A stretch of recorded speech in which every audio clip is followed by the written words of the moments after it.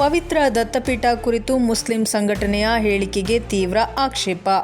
ಕುರಾನ್ನಲ್ಲಿ ತಪಸ್ಸು ಪದ ಬಂದಿದೆ ಎನ್ನುವ ಹೇಳಿಕೆಗೆ ಉತ್ತರ ಬೇಕು ಎಂದು ಪ್ರಶ್ನೆ.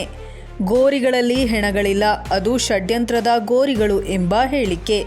ಚಿಕ್ಕಮಗಳೂರು ಜಿಲ್ಲೆಯ ಪವಿತ್ರ ದತ್ತಪೀಠಕ್ಕೆ ಸಂಬಂಧಿಸಿದಂತೆ ಮುಸ್ಲಿಂ ಸಂಘಟನೆಯೊಂದು ನೀಡಿರುವ ಹೇಳಿಕೆಗೆ ಹಿಂದೂ ಮುಖಂಡ ರಘು ಸಕಲೇಶಪುರ ತೀವ್ರ ಆಕ್ಷೇಪ ವ್ಯಕ್ತಪಡಿಸಿದ್ದಾರೆ. ದತ್ತಪೀಠದ ಕುರಿತು ನೀಡಲಾಗುತ್ತಿರುವ ಹೇಳಿಕೆಗಳು ಹಿಂದೂ ಸಮಾಜವನ್ನು ದಿಕ್ಕು ತಪ್ಪಿಸುವ ಯತ್ನವಾಗಿದ್ದು, ಇಂತಹ ಹೇಳಿಕೆಗಳು ಸಮಾಜದಲ್ಲಿ ಗೊಂದಲ ಸೃಷ್ಟಿಸುತ್ತವೆ ಎಂದು ಅವರು ಆರೋಪಿಸಿದರು.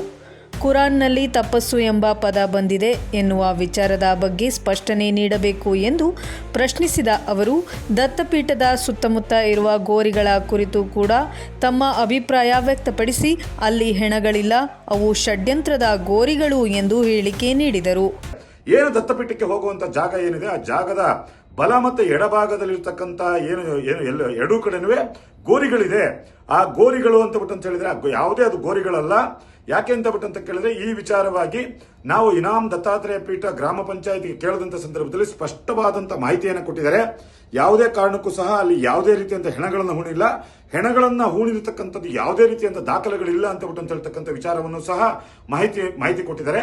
ಅದಾದ ನಂತರ ಅವ್ರೇನ್ ಹೇಳಿದ್ದಾರೆ ಅಂತ ಬಿಟ್ಟಂತ ಕೇಳಿದ್ರೆ, ಏನು ಬಾಬಾ ಬುಡನ್ರವರು ಸೌದಿ ಅರೇಬಿಯಾದಿಂದ ಹೊಕ್ಕಳದಲ್ಲಿ ಕಾಫಿ ಬೀಜವನ್ನು ತಂದಿದ್ರು ಅಂತ ಬಿಟ್ಟು ಹೇಳ್ತಾರೆ. ಆದ್ರೆ ಇದೊಂದು ಹಾಸ್ಯಾಸ್ಪದ. ಹಾಗಾಗಿ ಇದು ಯಾವುದೇ ರೀತಿಯಂತ ದಾಖಲೆಗಳಿಲ್ಲ, ಇದೊಂದು ದೊಡ್ಡ ಷಡ್ಯಂತ್ರ.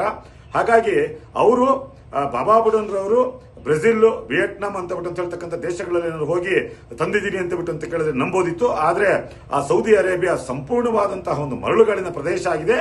ಅಲ್ಲಿ ಯಾವುದೇ ರೀತಿಯಾದಂತಹ ಕಾಫಿ ಬೆಳೆಯುವಂತಹ ವಿಚಾರಗಳೇ ಅಲ್ಲಿಲ್ಲ. ಹಾಗಾಗಿ ನಾನು ಅಧ್ಯಕ್ಷರಿಗೆ ಒಂದು ಸವಾಲು ಹಾಕಕ್ಕೆ ಇಚ್ಛೆ ಪಡ್ತೀನಿ.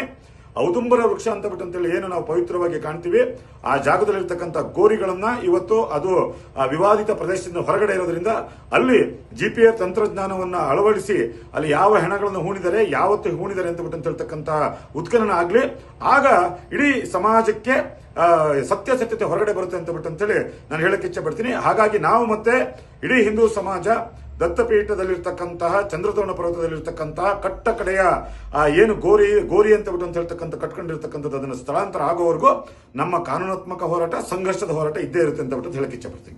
Public 18 news Mudigere.